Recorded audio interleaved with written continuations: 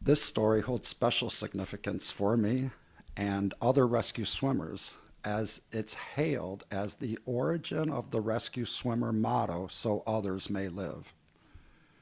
It's also significant as it takes place during the Jim Crow era, and Petty Officer Charles Jackson French is a black man who, despite dealing with discrimination and harassment and not being treated like an equal human being, sacrificed his life to save the white sailors aboard the ship. This is truly an incredible story, and I'm recording it on Martin Luther King Day, which is very appropriate, and I hope I can get it out today for everyone. So it's late summer 1942. The USS Gregory is deployed to the Solomon Islands as one of the first acts of U.S. involvement in World War II. The Gregory is supporting an offensive in the humid heat of the jungles of the Pacific, part of the invasion of Guadalcanal through the dark waters of the Iron Bottom Sound. The Japanese Navy controlled the sea at night. Word of the American ship, the USS Houston, a Navy cruiser, sinking, and its 368 sailors being taken prisoner of war and tortured and killed, were ruminating through the crew. It was a very dark night, pitch black, with a crescent moon on the night of September 4th into the morning of September 5th, 1942. Complicating the forbidding night, the heat was thick and the air was thin. When a U.S. Navy pilot patrolling in a PBY Catalina detected flashes and dropped 5 flares to mark the location of a Japanese Navy submarine surfacing to shell the Marines on Salvo Island. The flares dropped in a straight line pattern, illuminating the darkness, instead tragically projecting the silhouette of 2 ships, not a submarine. The American pilot marked the positions of the USS Gregory and her sister ship, the USS Little, who had just successfully disembarked the United States Marines onto Salvo Island and were patrolling Luca Point. In the dark, almost moonless night that favored their positions, 3 stealthy, heavily armed Japanese destroyers, the Udachi, the Hatsuyuki, and the Murakamo, all boasting 5-inch guns and Type 93 Long Lance torpedoes, spot the 2 U.S. ships. Over the next 3 minutes of a living hell, the USS Gregory was obliterated in a devastating onslaught by the Japanese Navy. What we need to understand is that the USS Gregory was just a transport ship supporting the Marines. So this was not a battle. It was a slaughter. The USS Gregory had no radar-controlled fire direction and was outgunned. Multiple 5-inch shells tore through the Gregory's hull like paper and hit the ship's boilers, causing a massive explosion. This instantly killed the ship's engineers, known as the Black Gang. Aboard the ship was Petty Officer Charles Jackson French, a messman. Petty Officer French was on his second enlistment as he had been discharged honorably after serving his 4-year commitment. 12 days after his discharge is when the Japanese had bombed Pearl Harbor, and because of his patriotism and dedication to his fellow mankind, Petty Officer French went down to the recruiting office and re-enlisted. The mess hall erupted into flames and the Gregory began to list. And the back of the ship, the stern, settled into the ocean waves. The ship's captain took severe wounds and ordered abandoned ship. Over the next 45 minutes, the USS Gregory sank. Petty Officer French, who was most likely carrying trays or a mop and doing mess duty, at this time hears the order to abandon ship. This is the true life story of Mess Attendant First Class Charles Jackson French.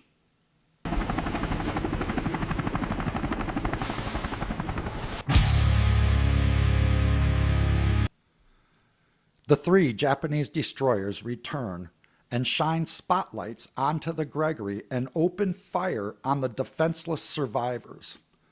This was a war crime then and now, and it's often referred to as a double tap strike. With nowhere to go, the survivors faced capture. The surrounding waves were littered with debris mixed with blood and oil and fire, a horrific scene that attracted a frenzy of sharks drawn to the blood. Petty Officer French saw a life raft with survivors, and he jumped into it. They all immediately began tending to their wounds. Ensign Robert Adrian was on the bridge when the bridge took a direct hit. His legs were injured, and he had fragments in his eyes that affected his vision. As the Gregory began to sink and turn on its side, Ensign Robert Adrian slid down the deck and into the ocean.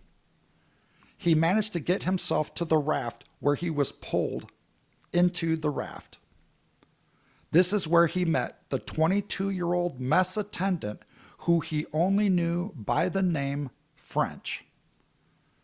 French apparently had been picking up survivors and pulling the wounded sailors into the raft until it almost sank with 15 sailors aboard.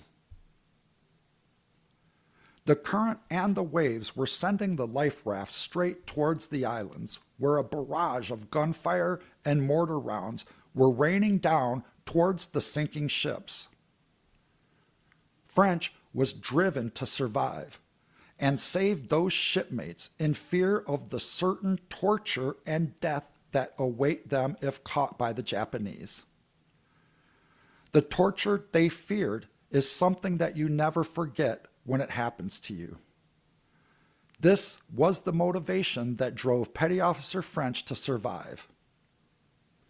He tied a rope around his waist and told some of the men to tie the other end to the raft as he slid into the ocean. Ensign Adrian told French, "You'll be eaten by the sharks," but French was quoted as saying, "I was more afraid of the Japanese than I was of those sharks." In order to understand what happened next, we have to consider a few things first. The physics of swimming and pulling a raft with 15 men weighing it down, the dynamics of force and drag on your body and the raft. A minute, 5 minutes. That's all a normal person could endure, but Petty Officer French swam for 6 to 8 hours, as was reported by the witnesses who survived. The raft was drifting towards the Solomon Islands and ultimately would have been captured. With this massive rope tied around his waist and the raft essentially acting as a sea anchor, dragging him back against the current, Petty Officer French's efforts in the ocean to keep this raft from being pulled into enemy fire and worse, being captured. As he swam and swam, he didn't stop. Sharks brushed against his body and legs, and with each contact, fear rushed through Petty Officer French's body, with horrifying thoughts that he was about to be torn apart and eaten alive. French swam on through the night. So let's talk while Petty Officer French swims. French was a black man serving during the Jim Crow era, so he was not treated as an equal. He was not allowed to use the same bathrooms, drink from the same water fountains, eat in the same mess hall, or work in the same jobs as the white servicemen. regardless of where you served. All the bases had separate blood banks, separate hospitals or wards, separate medical staff, separate barracks, and separate recreational facilities, separating black from white soldiers. Local white residents routinely slurred and harassed them. French was a true hero that was sacrificing to save his fellow shipmates despite this treatment. Just think about the grace it takes to not just say no. I'm not helping. I'm not volunteering. But he rose above this. Let me tell you about who Petty Officer Charles Jackson French was and where he came from. He was born on September 25th, 1919 in Foreman, Arkansas. Segregated pools did not allow the black children to swim there. So French spent his childhood on the delta of the Red River where he could swim against the current. Following the death of his parents, he moved to Omaha, Nebraska, where he lived with his married sister. At the age of 18, he would join the Navy in 1937, and he served honorably for the term of his enlistment, mostly in Hawaii, and then was discharged on November 11th, 1941. He returned to Omaha, Nebraska just weeks later. The Japanese attack on Pearl Harbor would be the motivation that returned him to active duty 12 days later. He could have just lived his life. He already served. He did more than most people already. But on December 19, 1941, he re-enlisted and was assigned to the USS Gregory. Hours have passed now. Capture was a certainty. If not for French's efforts. Just say if I'm going right, the men aboard said of French's heroic efforts. French continued pulling the raft. He swam through shark-infested water, away from the barrage of gun and mortar fire and toward Guadalcanal. French swam inch by inch until sunrise, pulling the raft until they were finally spotted by a scout aircraft as he neared the island, after pulling 15 men in a raft for almost 8 hours to avoid capture. The pilot dispatched a Marine landing craft to pick them up. Once safely on board, French was reportedly told to go over there where the colored boys stay. Again, facing segregation even after risking his life. His white shipmates wouldn't allow it.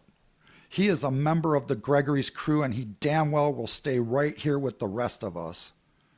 French said one of his shipmates ordered, "Anybody who tries to take him anywhere had better be ready to go to general quarters with all of us." French went on to tell Charles Wright, the author of the book Black Men and Blue Water, that for near on to 5 minutes there be a standoff. Us covered with oil and grime in our hair and all over our clothes, in our eyes, and them clean master-at-arms folks arguing with us. We must have looked like wild men. Them white boys stood up for me. According to Wright, Petty Officer French reportedly told him, "I just keep paddling. I nearly peed myself when one of them sharks touched my feet. I just froze and tried to surface and float. Get my feet out of the water. There was a whole lot of other folks in the water. Some of them hurt pretty bad." Ensign Robert Adrian would appear on a NBC radio broadcast on October 21st, 1942. Now, I tried really hard to find a copy of this radio broadcast, and I did find out that at one point it was in the possession of the family of Robert Adrian. I looked in the Library of Congress. I was able to find a recording from the radio show series that it was on, which was called It Happened in the Service, but it wasn't the right broadcast about Petty Officer French. It was an earlier broadcast of one of the offensive carried out by the U.S. military. I do have a transcript of the broadcast, and it goes like this. The host begins, "For the past week, the prayers of the nation have been turned towards the Solomon Islands, a small group of strategic islands in the South Pacific. Right now, one of the greatest battles of history is raging there, and in the waters of the surrounding islands. And here in our studio tonight is a gallant naval officer who has already tasted the fury of the Solomon battle, and who has had his ship blasted out from under him. But before we meet Ensign Robert Adrian, let's listen to his story. Abandon ship! All hands abandon ship! Adrian was the junior officer on the bridge when it took a direct hit from a Japanese ship. He was knocked unconscious for a moment, and when he came to, he felt the ship turning on its side and sinking. As the ship listed, he slid into the ocean. Although wounded in his legs, and with blast fragments in his eyes which clouded his vision, he managed to float over into the water with his life jacket as the ship sank below him. As he drifted, he saw the Japanese ships turn their searchlights and machine guns onto the survivors. Then he heard voices and found a life raft filled with badly wounded shipmates. Upon questioning the men, he found only one shipmate who had not been wounded. This was Petty Officer French, a mess attendant known only by his last name. When Adrian told French that the current was carrying them toward the Japanese-occupied island, French volunteered to swim the raft away from shore. Adrian told him it was impossible, that he would only be giving himself up to the sharks that surrounded, but French responded that he was a powerful swimmer and was less afraid of the sharks than he was of the Japanese. He stripped off his clothes, asked for help to tie a rope around his waist, and then slipped into the water. "Just keep telling me if I'm going the right way," he said. French swam and swam all night, 6 to 8 hours, and pulled the raft well out to sea. At sunrise, they were spotted by a scout aircraft who dispatched a Marine landing craft to pick them up and return them safely behind American lines. Then the host returns to the microphone. And now standing here beside me is Ensign Bob Adrian of Ontario, Oregon. Ensign, yours was certainly an unusual rescue. "Yes, it was," agreed Adrian, "and I can assure you that all the men on the raft are grateful to Mess Attendant French for his brave action off Guadalcanal that night. He's certainly a credit to the finest traditions of the Navy," the host stated. Now, the next day, the Associated Press picked up the story of the powerful Negro mess attendant who swam 6 hours through shark-infested waters, towing to safety a raft load of wounded seamen. The story ultimately reached Philadelphia, where the War Gum Trading Company released a card captioned, "Negro Swimmer Tows Survivors." As number 129, of the 1942 set. French was the only African American to appear on World War II patriotic trading cards issued by Gum Incorporated. After the original NBC broadcast on October 30th, they learned the full name of the petty officer known only as French and identified him as a 23-year-old Charles Jackson French from Foreman, Arkansas. In time, they learned that Petty Officer French stood 5 foot 8 inches tall and weighed 195 pounds. The story was then picked up by the Pittsburgh Courier, one of the largest black newspapers in the country, who wrote, and I'll read, "All those who thrilled to high heroism are paying tribute to a black boy from Arkansas who risked his life so his white comrades might live. We did not learn about this act of heroism from the Navy Department.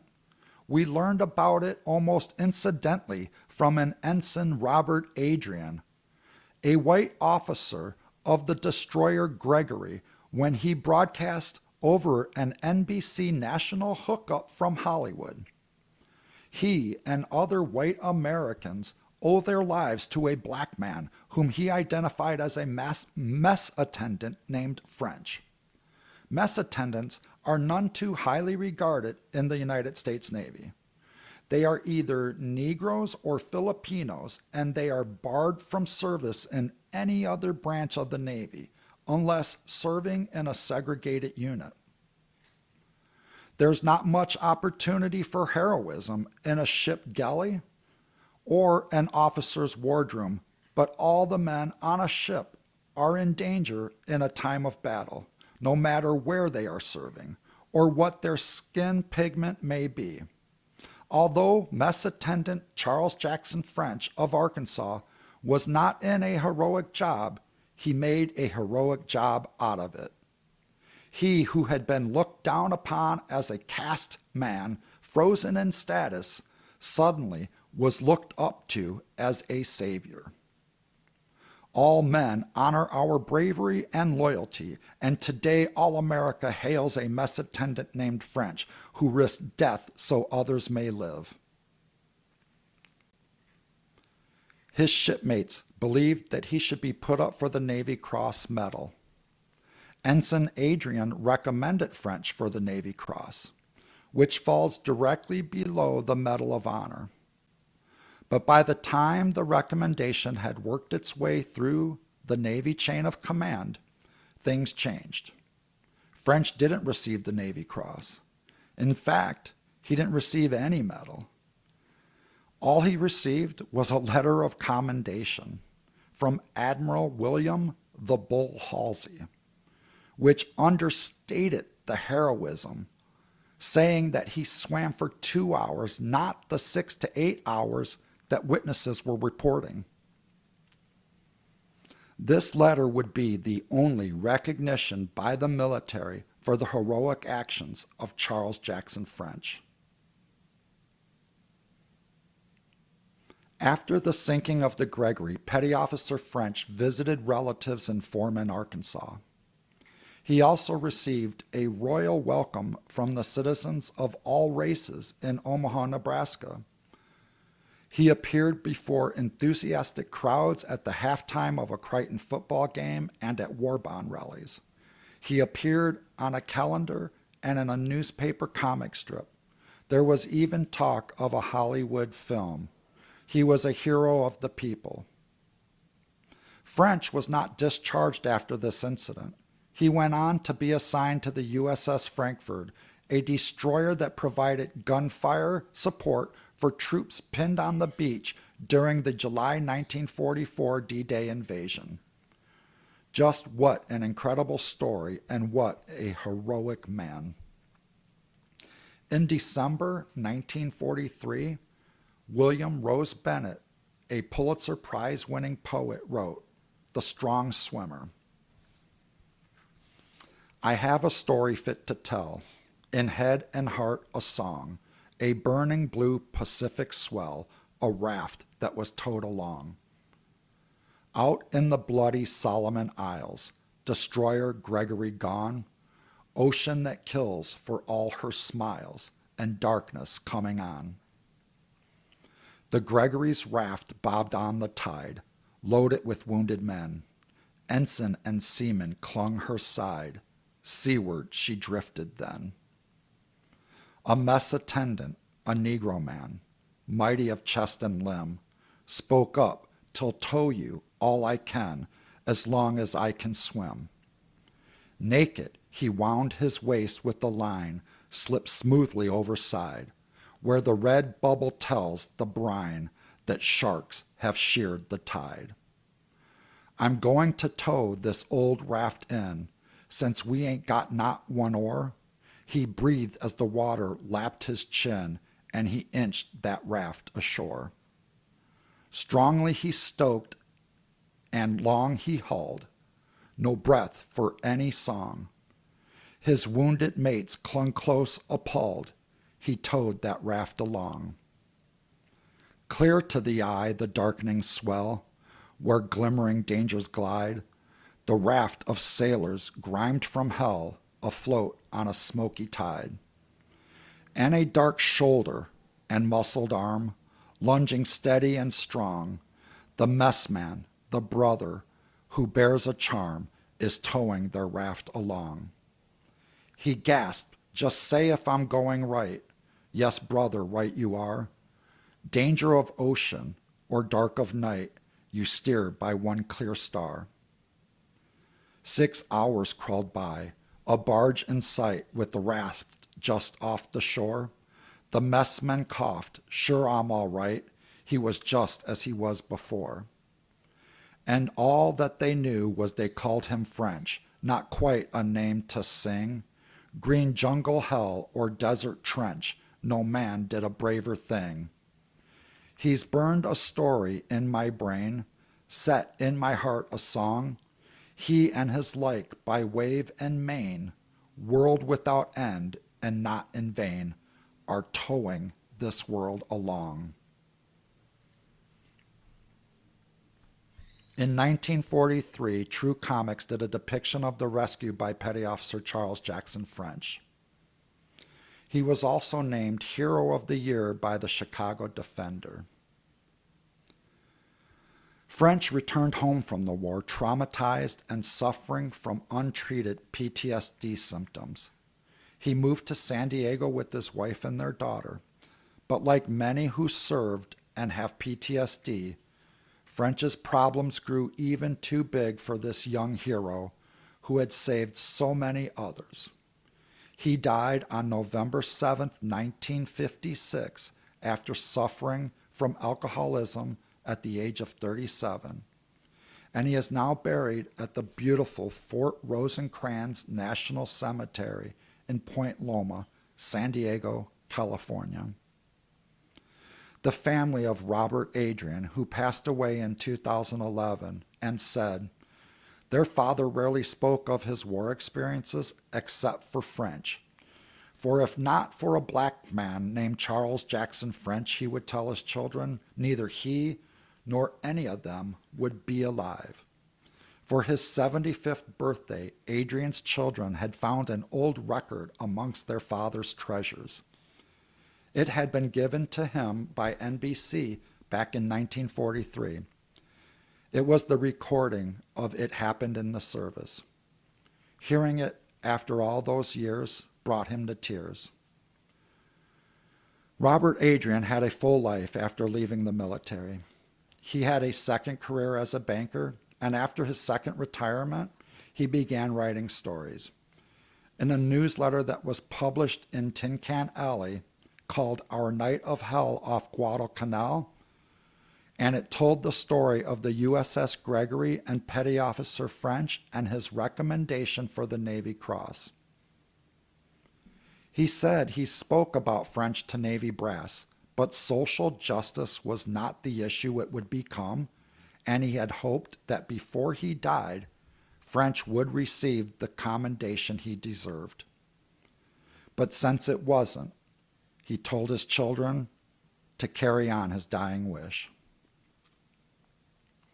On June 25, 2021, U.S. Representative Dan Bacon submitted legislation to name the Benson Post Office in Nebraska in French's honor. When I trained as a rescue swimmer for the U.S. Navy, we trained in Pensacola, Florida, and they called the swimming pool where we trained Camp Crystal Lake. Yes, from the movie. Fortunately, the surface rescue swimmers that have a home in San Diego to train, and in early 2022, that new pool at Naval Base San Diego that's used to train the Navy rescue swimmers there was named in honor of Petty Officer Charles Jackson French. It's his first recognition from the military since Admiral Halsey's letter. Just infuriating me that somebody wouldn't be recognized, or that there are accomplishments that they would be diminished. So just simply because of the complexion of their skin. And it scares me that we are now in a time where we have an administration that is pushing to erase Black history again. So I am really honored to do this story on Martin Luther King Day, and I really hope I can get it out for you guys today. And if not, I'll get it out as soon as possible. Thanks so much, you guys, for tuning into this story, and I will see you next time. Have a great day. If this story had any value for you, please like and subscribe. It really helps support what I am trying to create. My goal is to bring you true life stories of rescues, be one of my first 1,000 subscribers, and as I grow, I'd like to add more and more features to my videos, bringing better produced videos and reconstructed stories of true life SAR.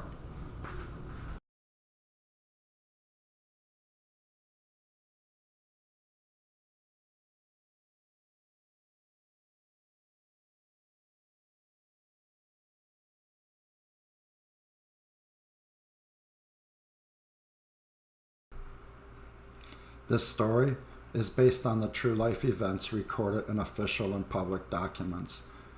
I reconstructed the story using all available evidence and my personal expertise with over 500 hours of aviation search and rescue experience.